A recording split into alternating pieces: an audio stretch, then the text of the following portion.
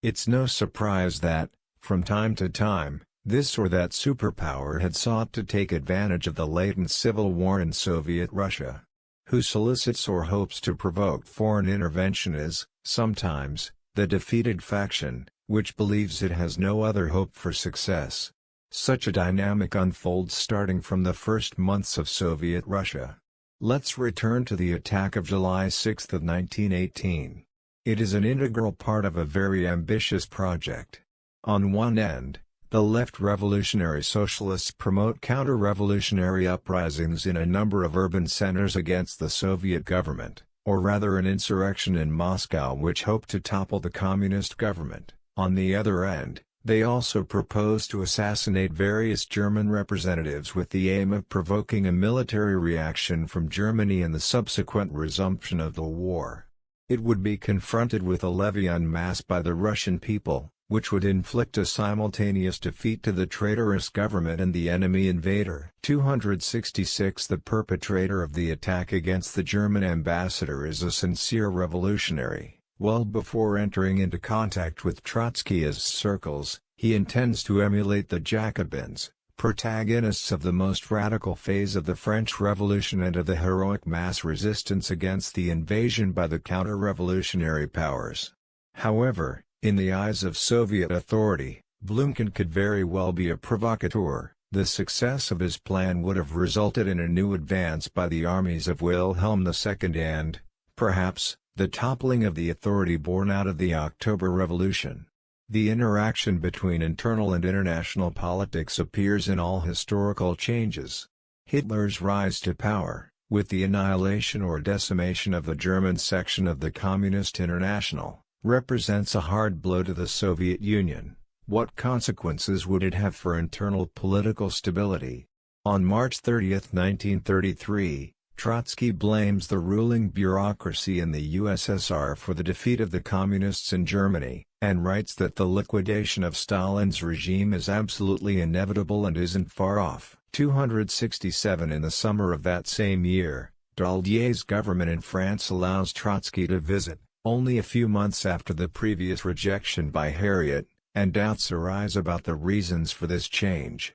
Ruth Fisher thinks that the French government did so on account of Stalin's weakened position, the reorganization of the opposition against him, and Trotsky's nearing return to Moscow with leading responsibilities at the highest level. 268 A new and dramatic turn of events arises with the outbreak of the Second World War. In the spring of 1940, the Soviet Union is still outside the gigantic conflict, and it even remains committed to the non-aggression pact with Germany. It is an intolerable situation for the countries already facing Hitler's aggression. Taking the Finno-Russian conflict as a pretext, they consider a plan to bombard the petroleum centers in Baku. It's not just a matter of striking the Third Reich's energy supply line. The Franco-British military plans sought to break the military alliance between the Soviet Union and Germany through attacks against the oil industries in the Caucasus region and bringing a post-Stalinist regime to their side against Germany. 269 Let's return for a moment to the attack against German Ambassador Murbach. The perpetrator certainly had in mind triggering a German attack, but not because he hopes for their victory. On the contrary, he hoped the assault would awaken Russia, leading it to a decisive response. Later we see Blümchen participating in the conspiracy led by Trotsky. And the latter, for his part, in clarifying his position, compares himself in 1927 to French Prime Minister Clemenceau who, during the First World War, assumed leadership of the country after denouncing the lack of military effectiveness by his predecessors, and therefore proposing himself as the only statesman capable of leading France to victory against Germany. 270 Of the many number of possible interpretations and reinterpretations for this analogy, only one thing was made clear: not even the invasion of the Soviet Union would have put an end to the attempts by the opposition to seize power.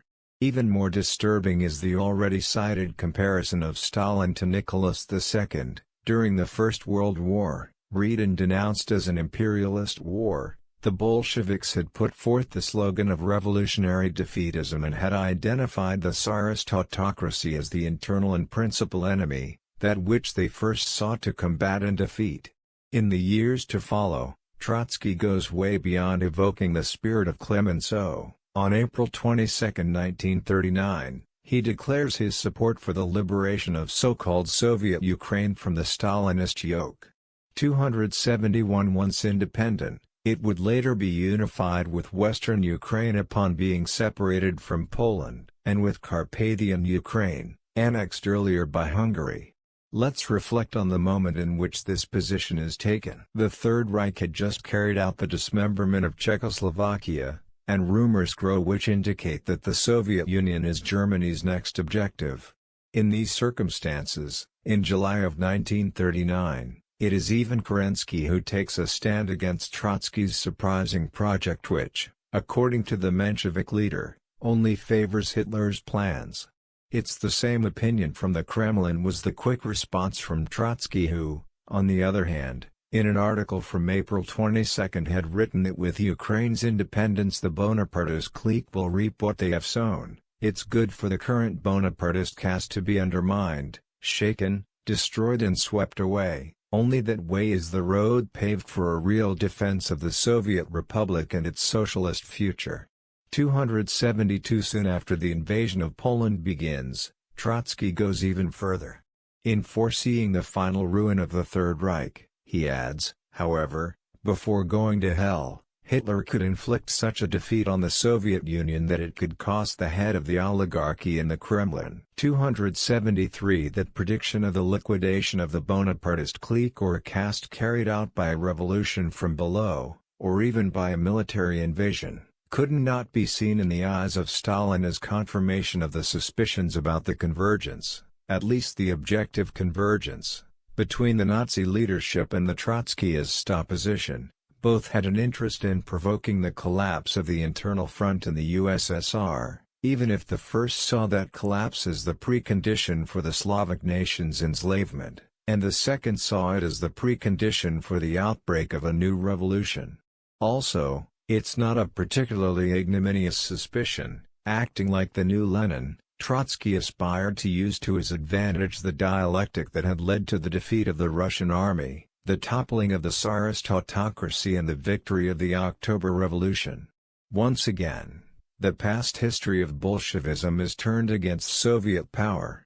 Kerensky, who in 1917 had denounced the treason by the Bolsheviks, now warns of the treason by those who define themselves as Bolshevik-Leninists. From Stalin's point of view, there's been a radical change with respect to the First World War. Now it's a matter of confronting a political party or faction which, at least with respect to the first phase of the conflict, hopes for the collapse of the country and the military victory of a Germany not yet depleted from 3 years of war, as was the case with Wilhelm II, but at the height of its power and explicitly dedicated to building its colonial empire in the East.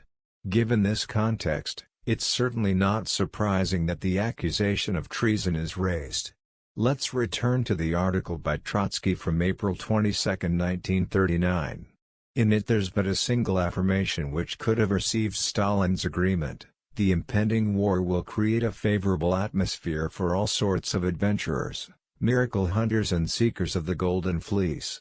274 While the flames of the Second World War burn ever higher, destined as well to reach the Soviet Union according to the same prediction by Trotsky, he continues making declarations and statements that are anything but reassuring. Let's see a few of them. Soviet patriotism can't be separated from the irreconcilable struggle against the Stalinist clique. The Fourth International has recognized for some time now the need to topple the bureaucracy through a revolutionary uprising by the workers. Stalin and the oligarchy led by him represent the principal danger to the Soviet Union. 275 It is quite understandable that the bureaucracy or the oligarchy, branded as the principal enemy, is convinced that the opposition, if not at the direct service of the enemy, is in any case ready from the start to follow up its actions.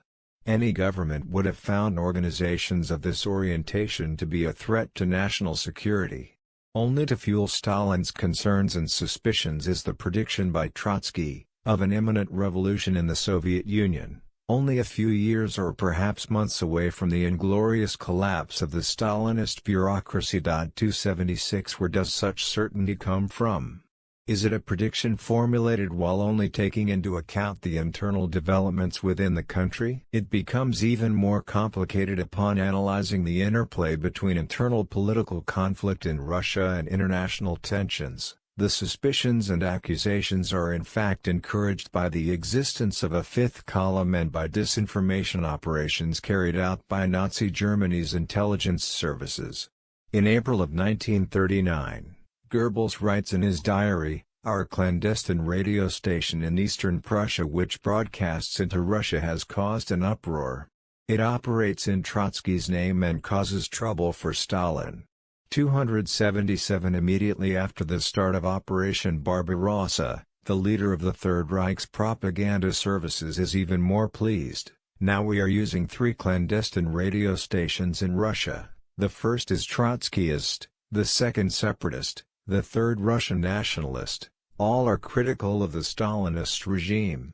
It's an instrument the aggressors give great importance to. We work with all methods, especially the 3 clandestine radio stations in Russia. These are a model of cunning and finesse." 278 On the role of Trotskyist propaganda, the diary entry from July 14 is especially significant, which references the treaty between the Soviet Union and Great Britain and the joint statement by the two countries. It proceeds as follows: "This is an excellent occasion to show the compatibility between capitalism and Bolshevism. The statement will find scarce acceptance among Leninist circles in Russia, in contrast to the Stalinists, considered traitors to Leninism." 279 Naturally, the intention by Stalin and his collaborators to collectively condemn the opposition as a den of enemy agents appears grotesque today, but it's important not to lose sight of the historical context broadly presented here. It's especially necessary to have in mind that similar suspicions and accusations were raised against the Stalinist leadership. After having labeled Stalin as a fascist dictator, the pamphlets which the Trotskyist network circulated in the Soviet Union added, "The leaders of the Politburo are either mentally ill or mercenaries of fascism." 280 Even official documents of the opposition insinuated that Stalin could be the protagonist of a gigantic and deliberate provocation. 281 On both sides, instead of committing to an exhaustive analysis of the objective contradictions, and how political conflicts interrelate with them, they prefer to quickly resort to the category of treason and, in its extreme form, the traitor becomes a conscious and valuable agent for the enemy.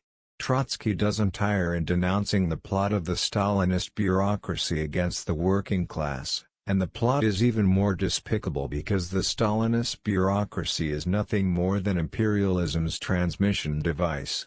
282 It's not necessary to say that Trotsky is on the receiving end as well. He laments at seeing himself described as an agent of a foreign power, but in turn labels Stalin as an agent provocateur at Hitler's service.